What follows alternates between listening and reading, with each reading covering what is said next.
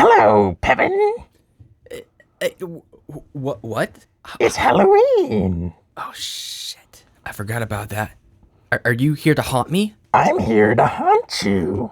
Well, that's concerning. I mean, what did I do to deserve this? You did all those arsons. I did all those arsons. Okay. I don't recall that, but You were burning down everything at one point. Oh, jeez.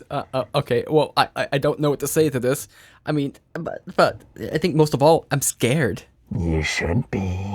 Oh man, I have so many fears, so many phobias, so many that I could just listen them, describe them, and comment on them for a whole episode. Well, Nathan, it sounds like we need to talk.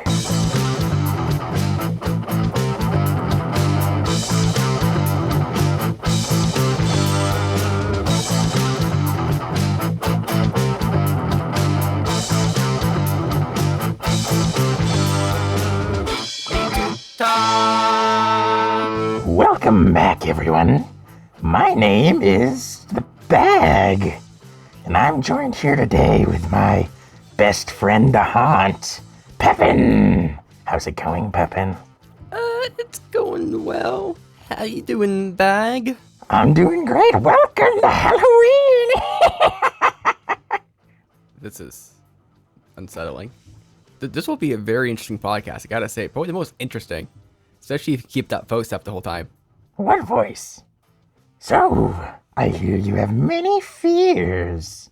Today, I want to talk about scary things. Alright, we can definitely do that. So, I think we should pull from a list. Because this will be a list show. List terrifying. Ooh, therecoveryvillage.com. The 12 most common phobias. I want to know, which one of these do you have, Pepin? I think my greatest phobia is the whole podcast being like this. Let's start with number 12. I guess we'll just go in order of the list. Number 1, Arachnophobia. The fear of spiders, which affects about 30.5% of the U.S. population. Nathan, do you like spiders? I'm trying to figure out how I'm going to do this. What is there to figure out? How to interact with a scary character. You're Pepin and I'm Bag. It's pretty straightforward. I don't know how to play off this. Just be Pepin. Okay. So, arachnophobia is, I think they say, one of those primal kind of fears. And it's like two fears, like spiders and snakes or something like that. And part of the reason is because those things were very, say, disadvantageous to our well-being in the past. So our evolutionary systems kind of built up some sort of innate idea of what a spider is or what a snake is. And, probably be covering snakes here in the next one. Spoilers. But spiders also have a very distinctive shape to them. Like, there's not too much out there that has, like, say, the main abdomen. And then, let's say, a fancy web like that. Like, I don't think there's any other species that has, like, those kind of webs. Like, 8 legs. There's other, like, insects that have multiple legs and stuff, but spiders are very kind of, like, unique in the way they do it. Of course, there's also some bugs that will mimic spiders as a way of, like, getting some sort of protection. Because they get mistaken to be a spider. But, either way, I think the fear of spiders is well placed because they can be dangerous. You get bit by certain spiders and you're going to be out of commission for a while. Not many of them will actually kill you, but still, even then, it's still an issue to get bit by them. And, if you have a hive of spiders, that's going to be tough to deal with. Personally, I think spiders are really cool. Like, it's not one of those things where, let's say I am, like, in my bath and I see a spider on the wall. Like, if it's far away, I'm probably not going to care if it's a huge spider. I'm probably going to be, like, kind of taken back by it a little bit for a second. But it's not like, it's not like I'm scared of them. Like, I'm more likely to put them in a jar and look at them than I am to, like, squash or, like, really streak at them. I look for spiders out in the wild, too. I think they're incredible. But I can definitely understand how people would have fears from them. How about you, Meter? Do you think your geological location has anything to do with that? The fact that there are not many poisonous spiders where you live? Probably to some degree. So, but I guess there's a fear there, but is that like a fear or is that like a sort of worry? Like for instance, somebody who might have a allergy to bees, for instance, like they have a fear of bees because if they get stung by one, they're probably gonna die without medical treatment. But the thing is it a fear or is that more worry? Because they might see a bee and think they look kind of cute, or know they're kind of mostly harmless, but they're still worried about getting stung by one. You can say it's a fear, but I think it strikes that kind of balance. It's not like sheer terror. So you're saying that there should be a difference here between a phobia and a justified fear? Yeah. Well, I think the definition of phobia, maybe we should have covered that first. A phobia is an irrational fear. Or it's a fear that's out of proportion with the stimuli. It's not that there's no reason to not fear spiders, because some spiders can definitely be very dangerous. But the majority of spiders aren't that bad. And also freaking out just seeing an image of a spider or anything to that effect, that's kind of a bit of an overreaction to that stimuli. Like you might not be afraid if you see a knife sitting on a table, but if that knife is plunged into your heart, all of a sudden you're afraid. Yeah, that's a good way to put it. Well, I'm not afraid of anything, especially not spiders. I actually like them. They catch little bugs and pests. They're quite helpful to have around. Yeah, that's true. That's true. They can be good for that purpose. It's kind of crazy. I went to a gym, Planet Fitness actually, and it's got like this big long set of windows.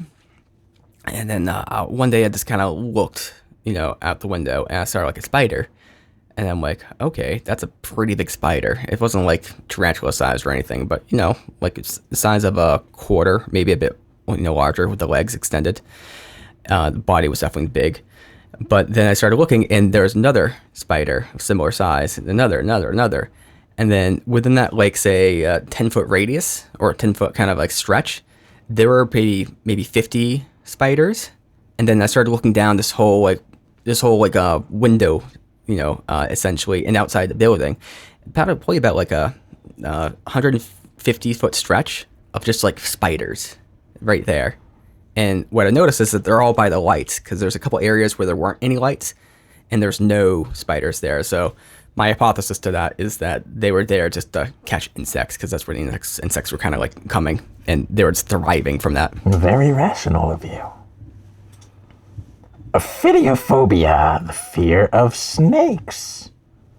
22% of the U.S. population has the innate fear of being bitten by a venomous snake. Hey, Nathan, are you scared of snakes? No, same thing with spiders, I'd say. I think snakes, you have a bit more to be worried about. I mean, they are very frightful in that they will tend to run from you, because they typically don't want to be eating you unless it's like an anaconda or something like, huge like that. In that case, you should definitely be afraid of them because they will hunt humans. But like most snakes, even wild snakes like cobras and stuff, they don't want anything to do with you. The way they eat food is by swallowing it whole. They can't swallow human whole. I mean, it maybe in the case if it's a baby, and it's a big enough snake, but they don't really want much to do with you, so you're generally fine. They say that if you're ever out in the wild, just kind of make some noises, but I think it's generally an overblown fear. I think snakes are awesome. Again, I used to catch snakes when I was like a kid and just kind of like look at them, and they're so cool. I wish I could find some more, but I think if I was like say just walking through the woods and then all of a sudden like there's a snake just in front of me, just kind of like I would be kind of freaked out. It would be a little much. How about you, Meter? No, I'm not afraid of snakes either. I wonder if this is a very, very old fear. I mean, all the way back maybe to the Bible? Well, the idea with both of these, like snakes, is that they kind of go older than that, because there's this idea that there's been three kind of primary predators for humans. There's been snakes, large cats, and then birds of prey, like eagles and stuff. So those have been kind of the main, fears of, like, say, primitive man and also just primates in general. So those have kind of got etched into our memories. It's almost like primal memory. Like, how do humans know things as they're babies? Well, because we have like these kind of primal kind of structures of memories that kind of have there. And it's a very loose construct there because we actually haven't seen those things. It makes us more likely to recognize those things. And this is part of the argument as to where, say, some mythological beast comes from. Some of the beasts of pure terror and dread, such as dragons. Dragons are essentially snake, lion, bird hybrids. Same thing with, like, say, what's that thing from Greek mythology? Or not Greek mythology. Is it Greek or is it Egyptian? There's like the lion with the snake as a tail. A griffin? Is that what it is? Mm-hmm. So there's a bunch of different animals, and you can go to different mythologies too, where they have these creatures that are kind of these hybrids. And it's pretty common to make these hybrids up because that's kind of reflecting the primal fear we have. Then why is fear of lions or cats not more prevalent? I think that might be availability bias. So like, we don't have much in the way of, like, cats in the U.S. If you go to, like, I don't know, maybe California and stuff, that maybe that fear's a bit more there because there has been, I believe, some cats have been taking, like some big cats, mountain lions that have been taking dogs and, even potentially kids and stuff. So they're an issue there, and there's some fear. Generally, they won't mess with humans is the thing. Same with most cats in general. But if you get to, like, places where you have cats there, like, think India with the tigers or Africa with their lions, like, people there have a very strong fear of cats because cats are very, very big into killing humans. Not so much anymore because we whittled them down quite a lot, but I think the number one killer of humans back in the day was tigers. And then eventually humans came up with correct technology to kill them, and they just mass slaughtered a whole bunch of tigers. So what we see nowadays is not reflective necessarily of what the previous state of being was. Acrophobia, the fear of heights. This one's very common, although it says it affects 2 to 5% of the U.S. population. Nathan, are you afraid of heights? Not, kind of, maybe. It's kind of hard to say because I am, but I'm not.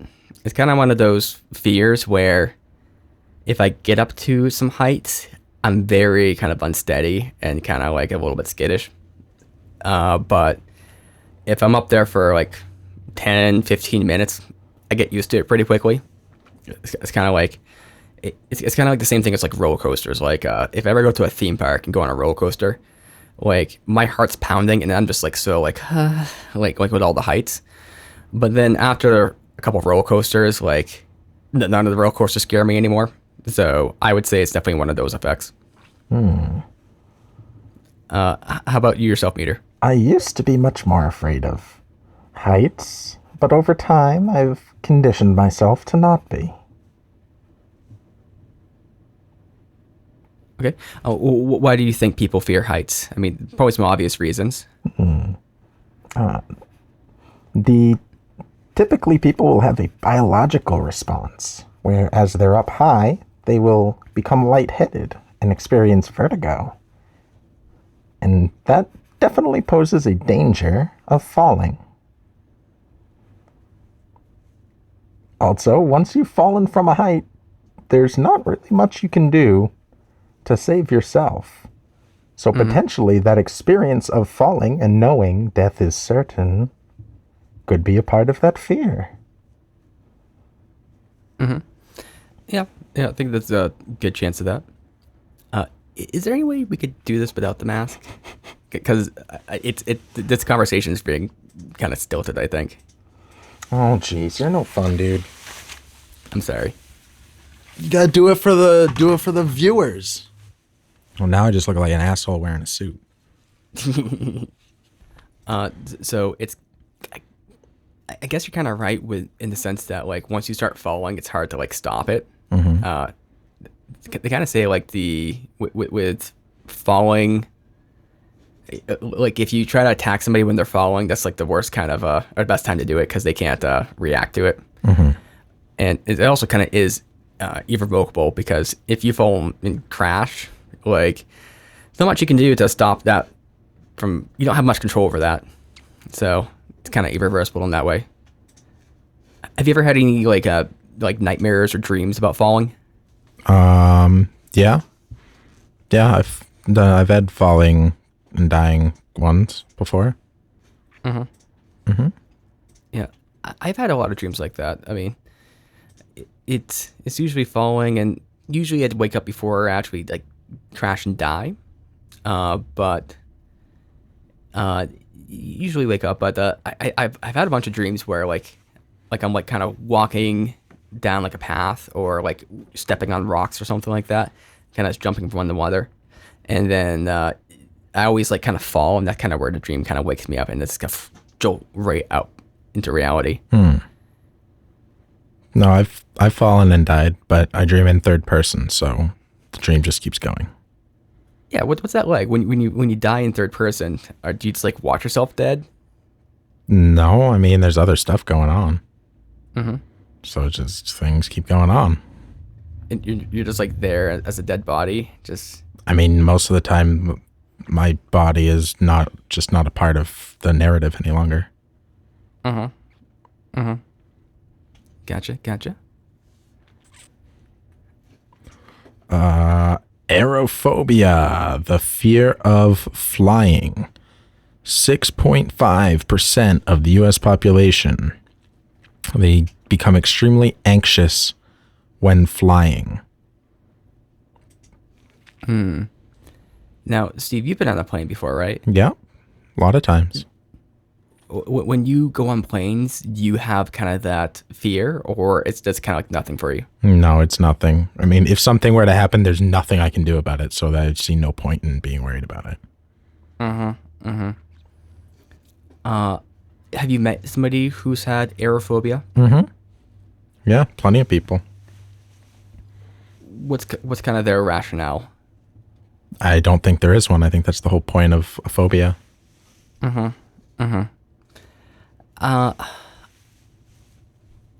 only thing I can imagine is kind of like a fear of heights a little bit, maybe a fear of lost control. I have not been on a plane. I know that I'd probably freak out a bit if I went onto the plane, but I think it's the same thing with heights. And also, it's just kind of like coming to grips with the reality of the situation. Like, okay, shit, if something goes wrong, I'm dead here. You kind of get that way on a roller coaster too, because once you start going on a roller coaster, you can't stop that shit. Like, you're on that roller coaster, and if it just like decides to stop midair or anything like that, like you just got to deal with those consequences. Yeah, and I think that's probably part of the fear for people, is that loss of control and knowing that there's really nothing they can do. I suppose the other thing too is I think this is more common back when 9/11 happened, because there was a terrorist attack, and then people got really worried about security on planes, because essentially if there is a hijacking like that, at least if you're on the ground, there's some chance of like the SWAT team or police or just somebody coming in and say stopping it or something. And if you're in an airplane, good luck with that. The people that are there, the people that are there. No one's going to be swooping in from above. Yeah. No, it's you're where you're at, and things are what they are, and there's only like, landing safely to save you, but even that at that point is pretty unlikely. Yeah, there's some stories of pilots doing incredible things to land, like planes. So it can end up very well, but at the same time, it's very easy to mess up a landing and to kill everybody on board. So even then, it's not guaranteed. Yeah. Chynophobia, the fear of dogs. 13% of the U.S. population freeze at the sight of a dog and have intense symptoms of anxiety. So I've met some people who had a fear of dogs, and it almost always has to stem with like a childhood thing I found. Yeah. It may not be true for everybody, but usually it's like they got bit by a dog or there was some sort of issue with dogs in the past. And that's what I've tended to see. And I can kind of get it, but at the same time, I have a hard time relating to it. I know it's irrational. Like, they can't help it, right? But it's like... with my view of it, like, there's good dogs and there's bad dogs. And you got to be able to identify between the two. Like, I would definitely have a phobia of a bad dog. Or, honestly, if I met a dog, like a Rottweiler or something like that, and it started, like, just going crazy on me, you know, every time I saw a Rottweiler, I would be a bit more anxious. But I don't think I could generalize that to, like, a Chihuahua, necessarily. Though Chihuahuas are bitches. Like, they're terrible. All right, don't you hate dogs? Yeah, but it's not, like, a fear. It's, like, a just general annoyance. You just don't like the dogs bark sometimes. Yeah. Yeah, it's really annoying when they do that. And also, they're just, like, are very needy, too. Like, they can't just mind their own business. And to be fair, I like some dogs. Like, my girlfriend, her parents have a dog that I love. I grew up with a dog that I love, too. And those dogs are chill. You know, they might want a little bit of attention here and there, but they don't go crazy. If they bark, it's very seldom. And usually for good reason. And, you know, they just hang out. They're kind of part of the gang. So I guess you could say dogs that are like cats. Okay, fair. No, I like dogs, so. My brother's dog tried to bite me in the face a couple of times, but I still like that dog. What was your reaction when that happened? Were you just like, oh, geez, or were you Jumped back frightened? and was ready to fucking punch it in the face. Whew. But it stopped trying to bite. It just wanted me to be less close to it, so that's fair. So that's what I did. Yeah, a lot of dogs, or a lot of things dogs do are just like defensive. Like you're not understanding their body language or what they want, and you kind of get up in their business when they don't want you to be. There's the other instance too, as well, where dogs can get overly territorial, and then they start just like they're trying to make a point to you, like they're trying to just like put you in your place essentially, and you know that's a whole nother thing. But a lot of times, what I see is people are messing with the dog and they don't even realize it. Yeah. Yep, reading the dog language. Astrophobia, fear of thunder and lightning. 10% of the U.S. population experience extreme symptoms of anxiety during storms, with which many times will be amplified if the person is alone. You scared of thunder and lightning? That's a definite no. Thunder and lightning's amazing. Like, I will go out of my way to see it and hear it and everything. And I think what it is as well is, like, you might say, hey, dogs annoy you. Why doesn't thunder annoy you?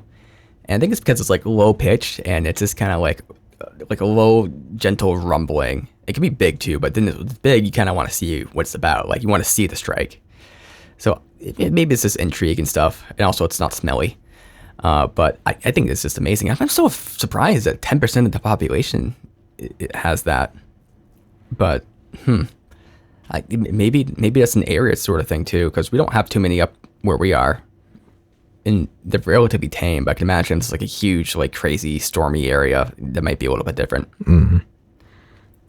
Christopher Ball, superfan Christopher Ball saying hey. And we missed Nick James early on saying, let's see a mental freak out for Meter to start the podcast. Show me the scary emojis. And we definitely had that. So glad to fill the bill on that one. No, I like thunder and lightning. I like rain. So definitely not a fear of mine. Trypanophobia, a fear of injections. 10% of the population does not like needles. Yeah. That seems very relevant. Is it relevant via the COVID sort of thing? Yeah. Yeah.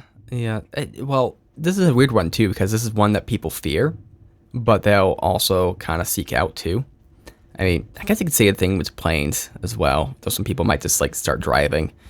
But I guess where the phobia would come in, it would be like where someone would not get injection, although they should, because they just fear needles that much. Whereas more light phobias, like my girlfriend, she doesn't like it. She would prefer not to get a shot, but she'll get it done because she needs to. Yeah. How do you feel on injections and needles? Love them. Really? Yeah. What do you mean? I go get my blood drawn all the time, and I donate blood. And I just think it's a really cool process to watch them like stick a needle in you, and then all of a sudden you had liquids being pumped out of your body into a bag. And then that idea of that blood's now going to go into a different person to keep them alive. That's really fucking cool. It does not scare me at all. Yeah. I think I actually agree with you on that because every time I get my blood drawn, it's pretty awesome. Like, Yeah. I just like seeing the blood just... Yeah. Yep. I always watch them do it. And then I just like have conversation with them, and it's pretty chill. Yeah. Needles have never really bothered me either. Like, there's a little bit of a time when I was young where I thought that maybe should, because people are always freaking out about them. But it's just like, I started just paying attention. It's like, it's just a little tiny prick. You typically don't feel it.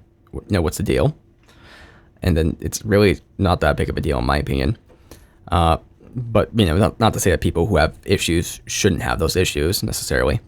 I'm diabetic, so I have to inject myself a lot nowadays. And it's more just an annoyance for me now.